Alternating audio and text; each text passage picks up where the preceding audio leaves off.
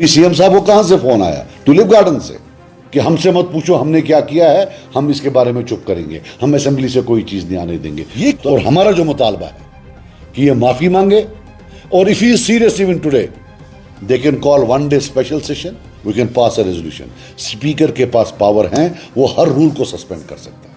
अभी स्टेटमेंट देखा सीएम साहब का, जिसमें वो कहते हैं कि एक टेक्निकल एरर हुआ, और कह रहे हैं कि एडजॉर्नमेंट मोशन रूलिंग पार्टी ला ही नहीं सकती। मेरा यह कहना है कि 3 दिन पूरी असेंबली को हाईजैक करके रखा नेशनल कॉन्फ्रेंस के मेंबर्स ने, कोई बिजनेस ट्रांजैक्ट करने नहीं दिया। लेकिन 7 अप्रैल 3:19 मैंने एग्जैक्टली सेम ट्वीट किया है। ट्वीट आप आज नहीं कर सकते हैं, ये मैं आपको दिखा रहा हूं। 3:19 7 अप्रैल को मैं इसमें क्लियर लिखता हूं, let me tell my friends in NC that कि एडजॉर्नमेंट मोशन जो है ये सेंश्योर होता है अगेंस्ट द गवर्नमेंट, और रूलिंग पार्टी नहीं ला सकती है। इसमें एक मिनिस्टर इंचार्ज होना चाहिए, वो उसको डिफेंड करना चाहिए। और मैं फिर उसमें लिखता हूं कि जो ओनली लेजिस्लेटिव डिवाइस जो हमारे पास कलेक्टिवली है वो रेजोल्यूशन की है। ये कहने पर दूसरे दिन मुझको गालियां मारी, बोला दिल्ली से फोन आया। अगर मुझको दिल्ली से फोन आया था तो अभी सीएम साहब को कहां से फोन आया? टुलिप गार्डन से। एक हद होती है, गिरने की एक हद होती है, झूठ की एक हद होती है। एक वक्फ बिल थी, आप माने या ना माने, जम्मू कश्मीर एक वाहिद मुस्लिम मेजॉरिटी प्रोविंस है हिंदुस्तान में, और हिस्ट्री लिखेगी, रिकॉर्ड करेगी कि इसकी असेंबली ने चुप करके ना इसको कंडेम किया, ना सेंश्योर किया, चुप करके बैठी। और मैं आपको आज बोलता हूं क्यों इसने किया। सिर्फ इसलिए कि जो इन्होंने डकैतियां की हैं उस पर कोई पर्दा ना। वही एक ट्रेड है कि हमसे मत पूछो हमने क्या किया है, हम इसके बारे में चुप करेंगे, हम असेंबली से कोई चीज नहीं आने देंगे। क्योंकि वहां से सारी स्टेट्स एक साइड और जम्मू कश्मीर एक साइड, ये मुस्लिम मेजॉरिटी प्रोविंस है। यहां का जो असेंबली का रेजोल्यूशन है वो माने खेज है, वो डिस्टिंक्टिव है, वो डिफरेंट है फ्रॉम ऑल अदर स्टेट्स।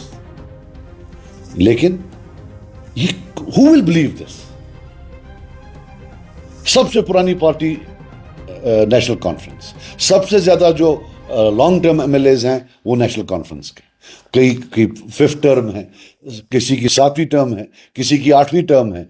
इनमें वकील कितने हैं? And you want us to believe कि 3 दिन किसी को नहीं मालूम पड़ा कि ये गलती कर रहे हैं? 3 दिन और किसी को कुछ बोलने नहीं दिया। आपने टीवी पर देखे होंगे कैसे वो धक्के देने की कोशिश कर रहे थे सच बोलने पर।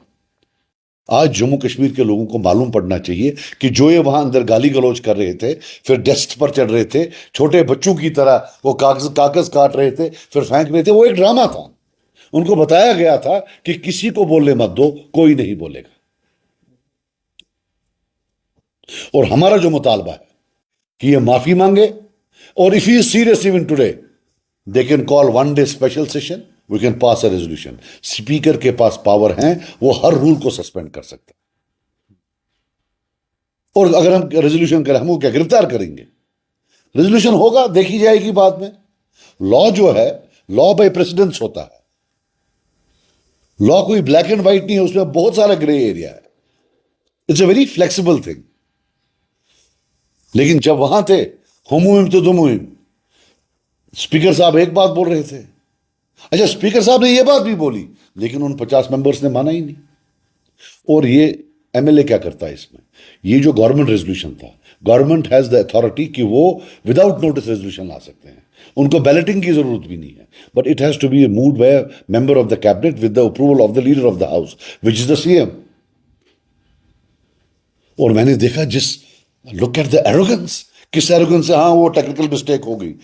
ये वक्त का मामला है, मुसलमानों का मामला है।